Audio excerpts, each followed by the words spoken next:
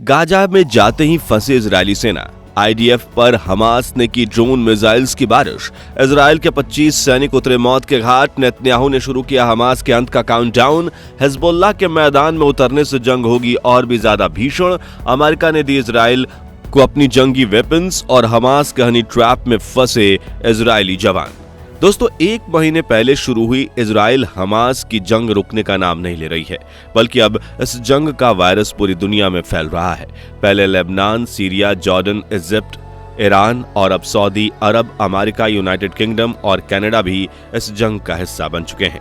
साथ ही साथ अब चाइना ने भी अपने 6 लड़ाकू जहाज ओमान से गाजा की तरफ रवाना कर दिए हैं। गाजा में हो रही जंग में हर रोज दर्जनों मासूम लोग एक ऐसी मौत का शिकार हो रहे हैं जिसके बारे में सुनकर ही हमारी रूह कांप उठती है।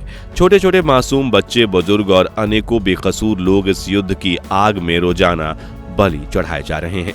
और अब ये बड़ी खबर आ रही है कि गाजा में इजरायली सेना को हमास ने चारों तरफ से घेर लिया है और उन पर ड्रोन मिसाइल गिराई जा रही हैं और सुरंगों से हमले किए जा रहे हैं। तो आखिर कैसे हमास पड़ रहा है इजराइल पर भारी? कैसे पिछले 3 साल में टेक्नोलॉजी की मदद से हमास ने निकलवाई इजरायली सैनिकों से क्लासिफाइड इंफॉर्मेशन और इस युद्ध की मौजूदा स्थिति क्या है? चलिए डिटेल में चर्चा करते हैं। दोस्तों, युद्ध शुरू होने से पहले 3 हफ्तों में तो इजरायली सेना गाजा पर सिर्फ एयर स्ट्राइक कर रही थी, जिससे उत्तरी गाजा की 35,000 बिल्डिंग्स मिट्टी में मिल गई थी। इस इमारत के मलबे में हमास के लड़ाकों के साथ कई मासूम फिलिस्तीनी नागरिक भी मौत के घाट उतर रहे थे। साथ ही इस दौरान सुरंगों में छिपकर बैठे हमास के लड़ाकों का आक्रोश और भी ज्यादा आग पकड़ रहा था, जिसका नतीजा हमें पिछले 1 हफ्ते से दिख रहा है। जी हां, जब से आईडीएफए के कमांडर्स ने उत्तरी गाजा में घुसकर ग्राउंड अटैक करने की शुरुआत की है, तब से इजरायली सैनिकों की जान खतरे में आ चुकी है। हाल ही में हमास ने एक वीडियो जारी किया है जिसमें इजरायली सेना गाजा के रेगिस्तान में अपने टैंक के पास खड़े रहकर अगले हमले की मीटिंग कर रही थी, लेकिन तभी बिना किसी आवाज के हमास का ड्रोन उनके ऊपर पहुंचता है और एक खतरनाक मिसाइल फेंक देता है, जिसके बाद सैनिकों का इतना बुरा हाल होता है कि हम आपको वीडियो भी नहीं दिखा सकते। साथियों, जंग के मैदान में ऐसी ही एक और रोंगटे खड़े कर देने वाली घटना सामने आ रही है, जिसमें इजरायली सैनिक अपने एडवांस टैंक्स के सहारे आगे बढ़ते हुए गाजा में हमास के अड्डों पर हमला कर रहे थे।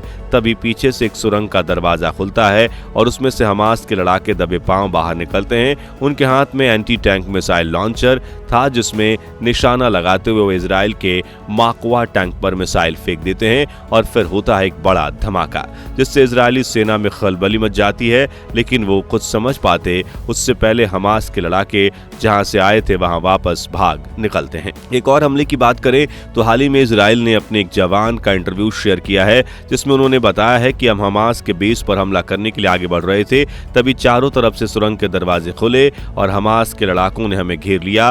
फिर आरपीजी से मिसाइल चलाकर हमारे टैंक उड़ाने लगे, लेकिन सबसे पहले हमने कवर लिया, फिर उन पर एयर फायर शुरू किया। आखिर में मोटार की मदद से कवर लेते हुए आगे गए और उन्हें एलिमिनेट कर दिया। अब यहाँ इजराइल दिमाग चलाकर एयर और ग्राउंड अटैक्स के साथ मिलाकर हमास पर बरस रहा है, लेकिन हमास भी हर बार अलग तरकीब अपनाकर गाजा में इजरायली सेना पर चूके से हमला कर रहा है। और इजराइल के लोकल मीडिया के मुताबिक गाजा में हर रोज 10 से 15 इजरायली जवान मारे जा रहे हैं, जिससे उनके परिवार वालों के बीच मातम छाया हुआ है। और अब तक करीब इजराइल के 333 जवानों को मौत के घाट उतारा जा चुका है। इजराइल ने ठान लिया है कि हम या तो लड़ेंगे या मरेंगे।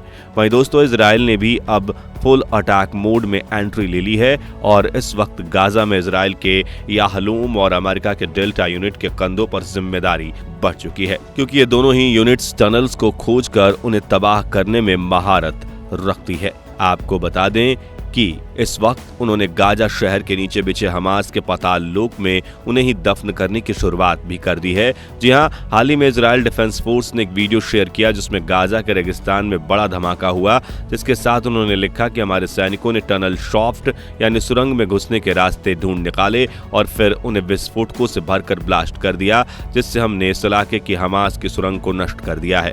और खबर है कि इस धमाके में कई किलोमीटर तक सुरंग टूटकर बिखर गई है और सुरंग में छिपे पे हमास के कई लड़ाके मलबे के नीचे दब गए हैं। साथियों, इजराइल हमास की जंग सिर्फ हथियारों से नहीं बल्कि टेक्नोलॉजी के जरिए भी लड़ी जा रही है।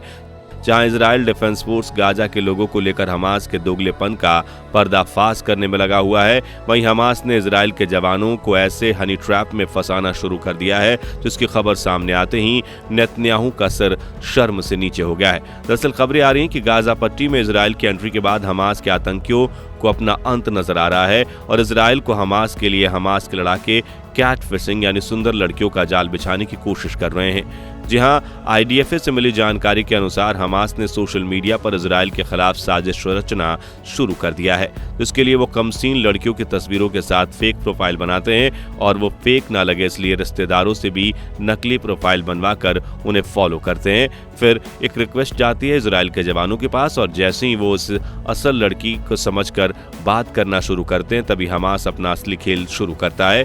एक रिपोर्ट के मुताबिक हमास मिलिटेंट्स ने उन फेक अकाउंट्स के जरिए इजरायली जवानों के साथ चैट करना शुरू किया और जब इजरायली जवान उन्हें वीडियो या ऑडियो कॉल करने के लिए कहते हैं तो वो लिखते हैं कि मुझे बोलने में या सुनने में दिक्कत है, जिसके बाद नजदीकियां बढ़ाकर फोटो भेजने के बहाने वो एक लिंक भेजते हैं और जैसे ही इजराइल के जवान उस लिंक को क्लिक करते हैं तो एक फेक फोटो के साथ उनके डिवाइस में एक मैलवेयर यानी वायरस डाउनलोड हो जाता है जिससे हमास इनके फोन को ट्रैक करने लगता है ताकि IDF के बारे में खुफिया जानकारी मिल सके।